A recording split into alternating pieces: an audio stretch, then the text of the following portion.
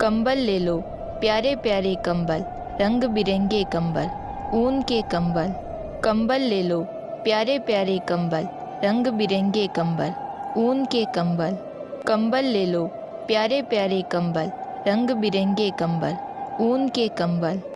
ले लो कंबल, इतनी बड़ी ठंड में ठंड से बचाए, कंबल ले लो, प्यारे प्यारे कंबल।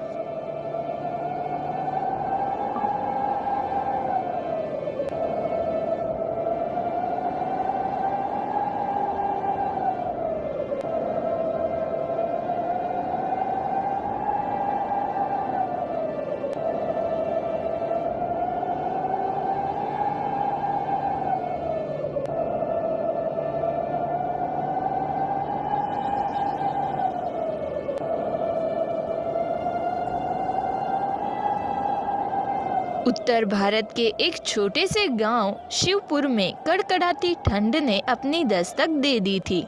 हर तरफ घने कोहरे और बर्फीली हवाओं का साम्राज्य था। यहाँ के किसान रमेश और उनका परिवार हर साल की तरह इस साल भी ठंड का सामना करने के लिए तैयार था, लेकिन इस बार हालात कुछ अलग थे।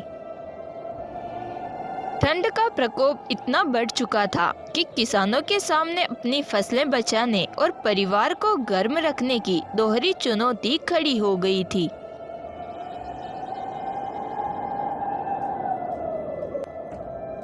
सुबह का समय था। रमेश, उसकी पत्नी सरोज और उनके बच्चे राधा और दीपक आग के पास बैठकर अपनी ठंड को दूर करने की कोशिश कर रहे थे। सरोज, ये ठंड इस बार जान लेकर मानेगी। खेतों में पानी जम गया है। अगर गेहूं की फसल को बचाने का इंतजाम नहीं किया गया तो सब बर्बाद हो जाएगा। लेकिन कैसे करेंगे?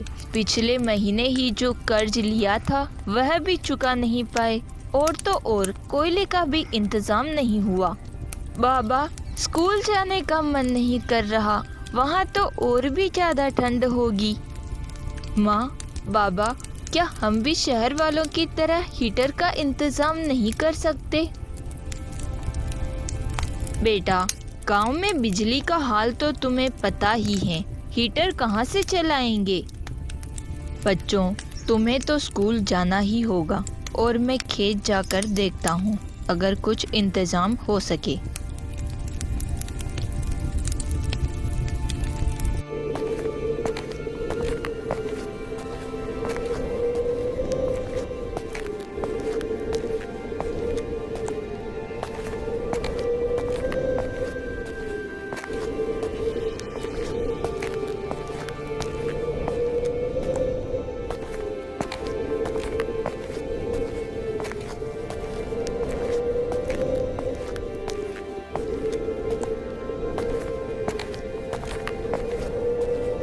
रमेश अपने खेत पर पहुंचता है। उसका दोस्त मोहन पहले से वहां खड़ा था। दोनों के चेहरे पर चिंता साफ दिखाई दे रही थी। भाई, यह ठंड तो कहर बनकर आई है। पानी तो जैसे पत्थर बन गया है। नहर से सिंचाई का भी कोई फायदा नहीं हो रहा। हाँ मोहन, अगर ठंड यूं ही रही तो सारी फसल बर्बाद हो जाएगी। हमें कुछ करना होगा। गांव के मुखिया जी से मदद मांगे, शायद पंचायत कुछ मदद कर सके। मुखिया जी तो खुद अपनी रजाई में डूबके होंगे, उनसे मदद करने की उम्मीद का तो कोई मतलब नहीं है। फिर भी रमेश, हम अपनी तरफ से तो कोशिश कर ही सकते हैं ना।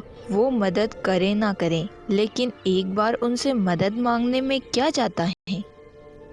ठीक है मोहन, अगर तुम कहते हो तो एक बार हम मुखिया जी से मदद मांग के देख लेते हैं। अगर उन्होंने हमारी मदद की तो हम अपनी फसलों को इस ठंड से बचा सकते हैं। चलो फिर सभी गांव वालों को बोलकर पंचायत बुलाते हैं।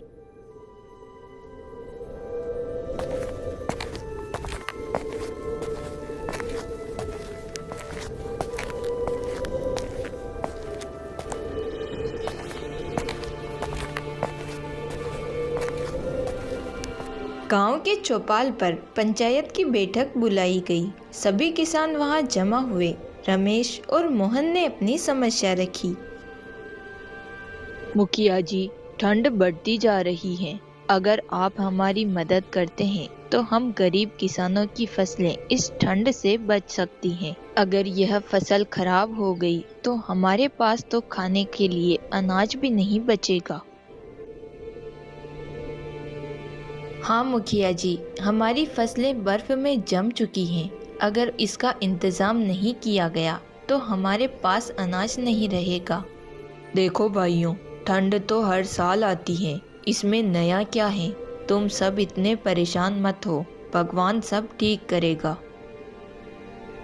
मुखिया जी, इस बार हालात अलग हैं। न तो फसलें बच रही हैं और न ही लोग। ठंड से गांव के बुजुर्ग और जानवर तक मर रहे हैं। हमें तुरंत मदद चाहिए। अगर पंचायत थोड़ा पैसा दे दे तो हम अपने खेतों में आग जलाकर फसलों को बचाने का उपाय कर सकते हैं। पंचायत का खजाना खाली है, अभी कुछ नहीं हो सकता। चौपाल में बैठे बुजुर्ग रामू काका को गुस्सा आया और वे कड़क स्वर में बोले, मुखिया जी, आपकी लापरवाही से गांव बर्बाद हो जाएगा। आप चाहें तो गांव के पैसों से कोयला और लकड़ी मंगवा सकते हैं। ठीक है, मैं सोचता हूँ, लेकिन सभी को अपनी अपनी मदद के बारे में भी सोचना होगा।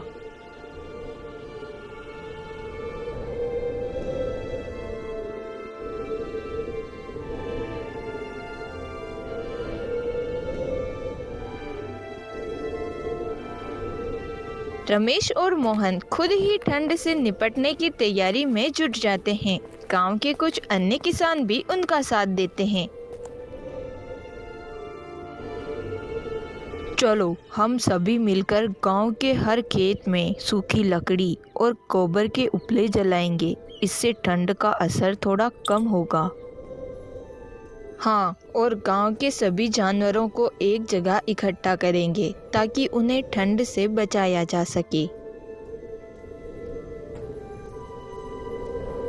हम भी तुम्हारा साथ देंगे। अपने गांव और फसल बचाने के लिए सब कुछ करेंगे। इसके बाद सभी किसान मिलकर गांव के हर कोने में आग जलाते हैं। पशुओं को एक बाड़े में रखा जाता है और महिलाओं और बच्चों को घर में रहने की सलाह दी जाती है।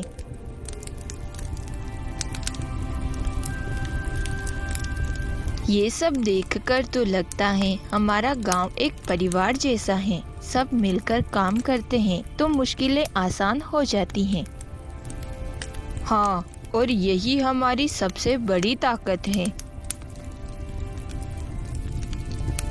धीरे धीरे ठंड कम होने लगती है। खेतों में फसलें बच जाती हैं। गांव में खुशी का माहौल होता है और मुखिया जी भी अपनी गलती मान लेते हैं। तुम सब लोगों ने मिलकर जो किया है वह काबिले तारीफ है। आगे से पंचायत भी हर मुश्किल में तुम्हारा साथ देगी। इस बार ठंड ने हमें बहुत कुछ सिखाया है। अगर हम एकजुट रहें तो कोई भी मुश्किल हमें हरा नहीं सकती।